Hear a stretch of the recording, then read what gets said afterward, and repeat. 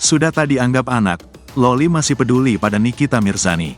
Anak sulung Nikita Mirzani, Laura Meizani atau yang lebih akrab disapa Loli, akhirnya angkat bicara soal kisruh yang terjadi dengan ibunya. Meskipun Nikita sudah tidak peduli hingga sudah dicoret dari kartu keluarga dan hak waris, Loli mengaku tetap menganggap Nikita ibunya.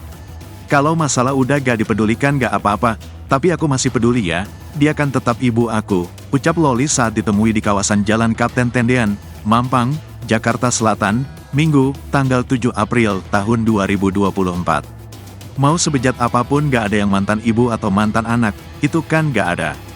Jadi gak apa-apa kalau dia seperti itu, Loli menambahkan.